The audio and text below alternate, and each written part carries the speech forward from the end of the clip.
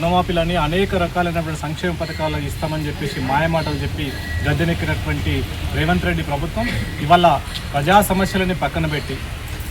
ప్రజా సమస్యల పట్ల కనీసం చిత్తశుద్ధి లేనటువంటి ప్రభుత్వం ఎక్కడైనా ఉంది అని అంటే అది కేవలం కాంగ్రెస్ ప్రభుత్వం మాత్రమే. ఇవాళ తెలంగాణలో అనేక రకమైనటువంటి తాడితులు పీడితులు బడుగు బలహీన వర్గాలందరూ కూడా మేమందరం కూడా ప్రత్యేక తెలంగాణ ఏర్పాటు చేస్తే మా జీవితాలు బాగుపడతాయని చెప్పేసి ఆశిస్తే వాళ్ళ యొక్క ఆశలకు నీళ్ళు వదులుతూ వాళ్ళ సమస్యలను పట్టించుకోకపోగా వాళ్ళకు రావాల్సినటువంటి రాజ్యాంగబద్ధమైనటువంటి హక్కులను కూడా కాలరాస్తున్నటువంటి ప్రభుత్వాలు గతంలో బీఆర్ఎస్ పార్టీ, ఇవాళ కాంగ్రెస్ పార్టీ కూడా అదే పంతాన్ని కొనసాగిస్తున్న తీరుని భారతీయ జనతా పార్టీ తీవ్రంగా ఖండిస్తూ ఉంది. ఏదైతే ప్రధానంగా పెద్దేముల్ మండలంలో ఇక్కడ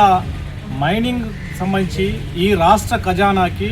పెద్దెముల్ మండలం నుంచి పెద్ద మొత్తంలో ఎర్రమట్టి నుంచి కానీ ఈ యొక్క ఉన్నటువంటి బెంటోనేట్ శుద్ధ వల్ల పెద్ద మొత్తంలో రెవెన్యూ అందితే కూడా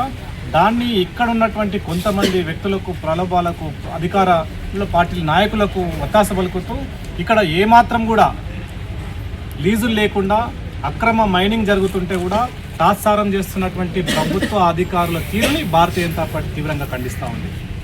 ఇవాళ మాయ మాటలు చెప్పి గద్దెనెక్కినటువంటి కాంగ్రెస్ పార్టీ నాయకులు ఇక్కడ రోడ్లు గుంతలమయమైతే మొన్న ఎడతెరిపి లేనటువంటి వర్షాల కారణంగా పంట నష్టం జరిగితే ఒక ఊరు నుంచి కనీసం మండల కేంద్రానికి కూడా రాలేనటువంటి పరిస్థితులు, జబ్బుల పాలై అనేక రకాల రోగాల పాలవుతున్నటువంటి వాళ్ళకు సంబంధించినటువంటి కనీస సమస్యలు వసతులు కల్పించలేనటువంటి అసమర్థ ప్రభుత్వాన్ని మేము గద్దె దిగిపోవాలని చెప్పేసి మేము డిమాండ్ చేస్తూ ఉన్నాం.